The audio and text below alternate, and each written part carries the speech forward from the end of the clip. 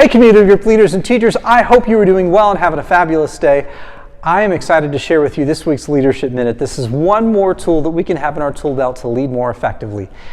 Throughout the month of April, we are looking at different ways that we as community group leaders and teachers can use tools to help people engage with our groups at deeper levels, ultimately, so they can mature into the people of God that God has called them and designed them to be.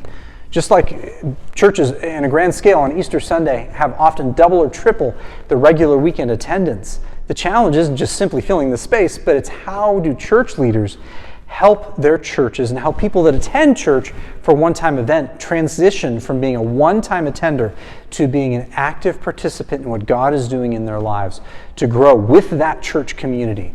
So I believe on a smaller scale, we as group leaders can use some basic tools to help people that attend our groups grow from being casual attenders to being active engagers in what God is doing in their lives and through their lives. And so we've looked at the tool of creating the next thing. We've looked at the tool of getting some information and following up with people that week in 3 ways. We've looked at even using a snack schedule, as simple as that is, to transition people from casual attenders to being more actively engaging. This week, I want to talk about a follow-up plan. Now, I know we already talked about a follow-up plan the week of the first time guest shows up, but what do you do beyond that?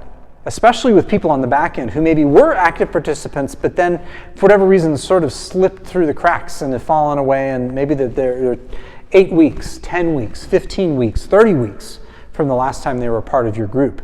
What do you do with them? And so I want to suggest a follow-up rhythm and routine for them, where you are actively emailing everybody in your group at least once a week, including those people who at one point were actively involved in your group but for whatever reason have stepped back, just to let them know what's happening in the life of the group. Give them a couple of announcements.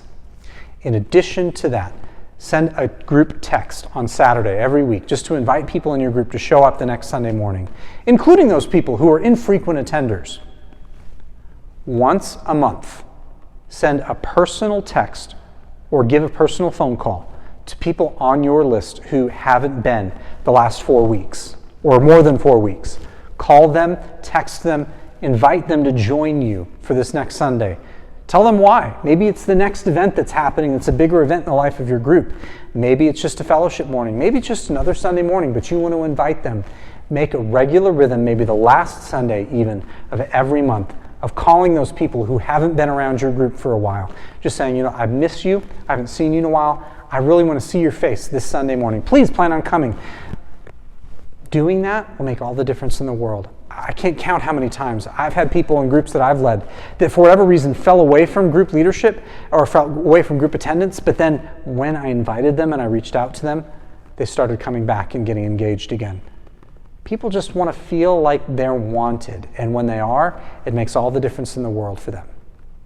So if you have any questions about this tip or any other tip that we've discussed over the last few weeks, feel free to shoot me a call, a text, or an email. I want to do everything I can do to empower you as a leader, to be the best leader you can be. So ultimately, you can help more people connect to your group and help more people develop into Jesus followers who will impact their families, their neighbors, their city, and the world with the hope of the gospel. I look forward to seeing you on campus soon and around our church soon. Hope you have a wonderful day. Hey, blessings, friends.